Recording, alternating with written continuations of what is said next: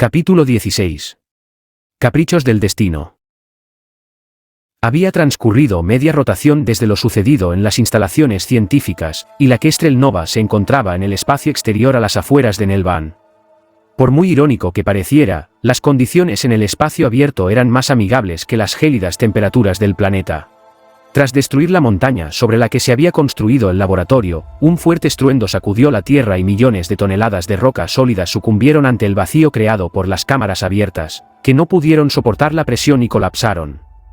Con suerte, todos esos atroces experimentos quedaron sepultados para siempre, e incluso Ícaro eliminó todo rastro de ellos en los archivos de su memoria.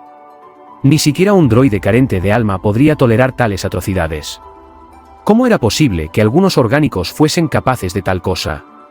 Habilitar los cañones de la Kestrel Nova tampoco fue una tarea fácil. Ícaro no tenía ningún registro de la nave, ni listado de especificaciones. Era un modelo tan viejo que ni siquiera aparecía en los archivos de las computadoras centrales separatistas. Por lo que tuvieron que hacer un análisis a detalle, y tras varios intentos de programación fallidos, el droide fue capaz de acceder a todos los sistemas de la nave.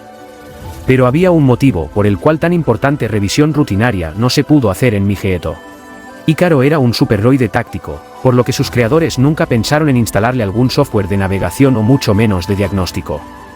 Su papel era fundamentalmente el de sobresalir en el campo de batalla, así que esta información no era relevante para su misión. Una vez que se conectó a las computadoras de los laboratorios de Nelván, fue capaz de descargar todas esas funciones secundarias junto a una gran cantidad de información relevante que tenía que revisar con detalle. La Kestrel Nova contaba con características impresionantes para un modelo tan viejo. Lo cual sorprendió bastante a Ícaro, teniendo en cuenta que carecía de toda información de la nave. 50 metros de largo, 5 de alto y 4 de ancho es sus zonas más prominentes. Un hipermotor de clase 1, y una considerable potencia de ataque compuesta por 2 cañones láser gemelos y un cañón turbo láser en la proa, complementados con 4 lanzaderas de misiles. Además, contaba con torretas giratorias a estribor, a babor, y en la parte superior, lo que permitía una moderada defensa ante el ataque de naves enemigas de menor tamaño y mayor velocidad como los cazas. Salvo la parte inferior de la nave, que estaba totalmente desprovista de armas, pero con una buena estrategia en el combate ese problema podría ser solucionado. A todo eso, le complementaba un escudo reflector que, si bien era mucho más débiles que los que tenían las naves de la época, podría brindarles cierta protección ante un fuego enemigo de mediana y baja intensidad. El cansancio no solo afectó a la niña.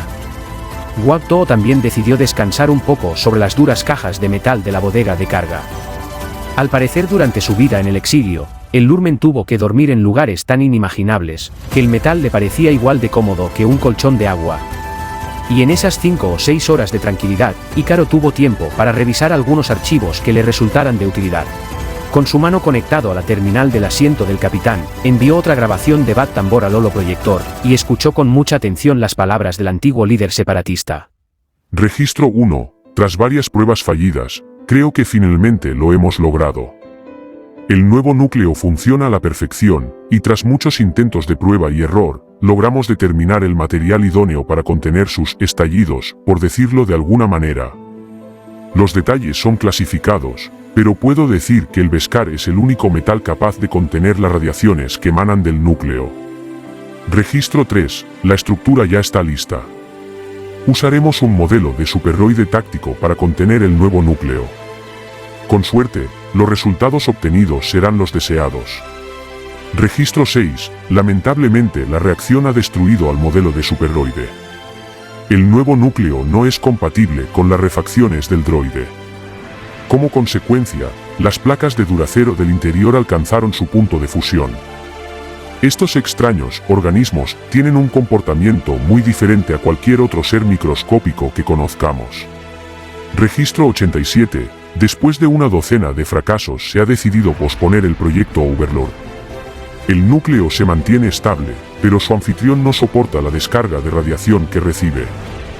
Hasta que el general Grievous no nos provee de más Beskar no creo que lleguemos a un nuevo resultado. Además, las carcasas destruidas por el núcleo han alcanzado niveles muy peligrosos de radiación.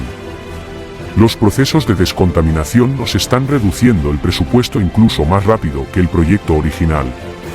Registro 97, el nuevo armazón de Beskar está listo. El núcleo ya está instalado, y procederemos con el proceso de inicio. Comenzando en 3, 2, 1. Inicio. El núcleo parece aceptar al receptor. 10 segundos y se mantiene estable. ¿O no? Sistema sobrecalentándose. Niveles de radiación fuera de la norma. Apágalo. Apágalo. Registro 115. El Beskar puro es demasiado inestable ante los niveles de radiación del núcleo, así que utilizaremos una aleación del metal con oro y niveles moderados de plomo. Debido al incremento del peso, el armazón se dejará solo para las placas que envuelven el núcleo. El resto del droide usará las piezas originales. No he dormido en 3 días. Pospondremos todo para mañana. Registro 116. Muy bien. Hoy seguiremos con el proceso de inicio. Comenzando en 3, 2, 1. Inicio. El núcleo se mantiene estable. 10 segundos y se mantiene estable. 30 segundos sin cambios. 1 minuto sin cambios. Muy bien. Aquí vamos. Cambiando a alimentación remota en 3, 2, 1. Bat Tambor presiona un botón y cientos de chispas salpican a su alrededor, pero tras varios segundos todo se tranquiliza. Funciona. Funciona. El núcleo es estable. Lo hicimos. Lo hicimos. El núcleo de midichlorianos es estable. Registro 121. El droide pasó las pruebas sin ningún problema. Su nivel de análisis está a un nivel superior que el mismo almirante Trench. Sin embargo, su simple existencia es más peligrosa que lo que puedo imaginar. Decidí llamarlo Ícaro, un nombre procedente de la antigua cultura humana, pero con un gran significado.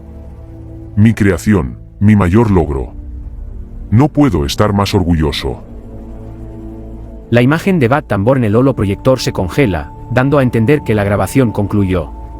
Sin embargo, Ícaro se quedó mirando la imagen del escacoano por unos segundos, sintiendo una sensación extraña en el pecho, justo donde se encontraba su extraño núcleo.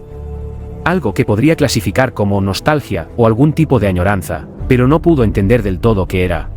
Ícaro pasó varias horas más revisando diferentes archivos y grabaciones de los últimos momentos de la guerra. Lo que ocurrió en Migeto no fue algo aleatorio. Los clones mataron a sus generales en cada frente de batalla. Y lo último que estaba viendo era una proyección proveniente de Mustafar. Los líderes separatistas siendo asesinados por un misterioso ser encapuchado con un sable azul en su mano. El ser mató a sangre fría a todos los presentes sin ningún tipo de remordimiento, y luego dio la orden para que todos los droids se desconectaran. Ícaro miró bien el rostro del asesino. Sus ojos amarillos le provocaban una sensación incómoda, y su nombre se repetía una y otra vez en sus circuitos. Darth Vader. El que destruyó a los separatistas y mató a los líderes de la facción, incluyendo su creador, Bat Tambor. El droide no lo sabía, pero en ese momento estaba experimentando algo completamente nuevo. Algo que hacía que sus puños se cerrasen, le causaba ansiedad y unas ganas incontrolables de derrotar a ese extraño ser. Ícaro experimentó por primera vez el odio, y su núcleo reaccionaba a ese sentimiento. El droide estaba tan concentrado en sus cómputos que no escuchó los suaves pasos que se acercaban a él. ¿Qué te ocurre? Al escuchar las palabras en el idioma nelvaano, Ícaro se dio la vuelta súbitamente, asustado. Y sin saberlo, había encendido el sable de luz y lo apuntaba en dirección a la puerta del centro de mando.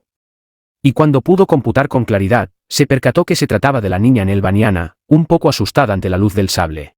Oh. Disculpa. Erto ser nuevo, para mí. Hacía lo posible para hablar el idioma de la pequeña, lo cual provocó una sonrisa en su infantil rostro una vez Ícaro guardó el sable. ¿Qué ocurre? Ja, ja. Nada. Es solo que tu acento es horrible. No soy un experto en tu idioma, ni androide protocolo. Bueno. ¿Qué desea? La niña no dijo nada. Simplemente se quedó en silencio con la mirada perdida sobre el suelo, pero antes de que Ícaro pudiera preguntarle de nuevo, un fuerte rugido provino del pequeño cuerpo de la criatura. ¿Qué fue hecho? La niña no dijo nada. Solo apoyó sus 2 manos sobre su abdomen. ¿Tienes hambre? La pequeña asintió con la cabeza. Hay lasaña en la cocina. ¿Puede tomar una? Ícaro se dio la vuelta, y siguió mirando en los archivos, pero cuando regresó la mirada, la niña seguía en el mismo lugar, como esperando algo. ¿Qué ocurre? ¿Qué es una cocina? El droide no podía creer tal pregunta, pero decidió no perder el tiempo, así que se desconectó de la terminal, se levantó del asiento y caminó por el lado de la pequeña, e instintivamente, ella lo siguió. En la cocina Ícaro revisaba en los cajones por unas raciones mientras la niña miraba todo con curiosidad. Pero antes que pudiera hacer una pregunta, el droide le dio un rollo extraño que parecía comestible. La pequeña lo tomó en sus manos, pero al principio lo miraba con cierta extrañez, como si se preguntase si eso era comida para seres vivos o comida para droids, pero tras varios olfateos decidió darle un mordisco. La cara de repulsión que mostró no tenía igual, pero tenía tanta hambre que decidió tragarse el bocado de todos modos.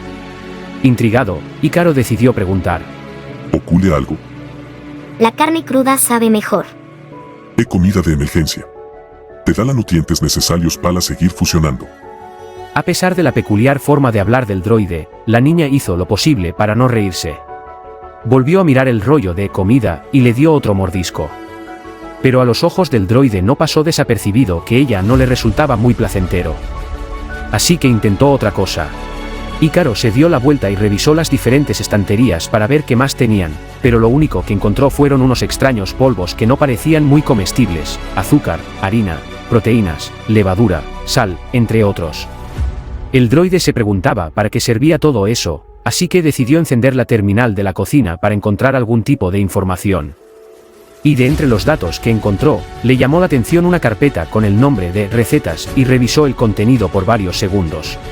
El droide tomó de los contenedores diferentes polvos y siguió las instrucciones al pie de la letra. Preparó una extraña masa viscosa de un color blanquecino y lo puso dentro del horno por unos minutos. La niña había devorado la ración, sin embargo, la extraña masa amorfa le causaba aún más repulsión. Y mientras esperaban, Ícaro decidió saber más acerca de la pequeña. Estamos en la órbita de tu planeta.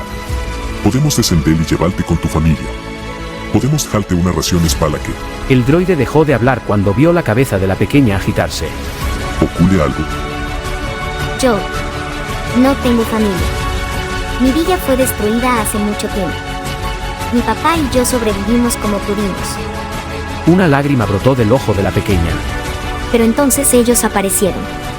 Y se llevaron a mi papá. La niña había aguantado bastante, pero simplemente ya era demasiado.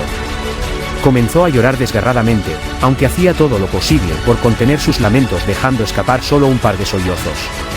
Ícaro la veía, pero no sabía qué hacer en esa situación. Por más que buscara en su banco de datos, no encontraba nada relacionado a cómo calmar a un niño que lloraba. Así que tuvo que improvisar. Arrastró un contenedor y ayudó a la pequeña a sentarse encima. Tomó un vaso y lo llenó con agua y se lo ofreció, creyendo erróneamente que estaba perdiendo líquido, y luego simplemente se sentó al lado de ella, en silencio, y con su tosca mano metálica comenzó a acariciar la cabeza de la pequeña. El droide no sabía qué estaba haciendo, pero había visto a Bad Tambor hacer lo mismo con una extraña y pequeña criatura a la que llamaba mascota. De alguna forma, eso la calmaba, y parecía tener el mismo efecto sobre la niña.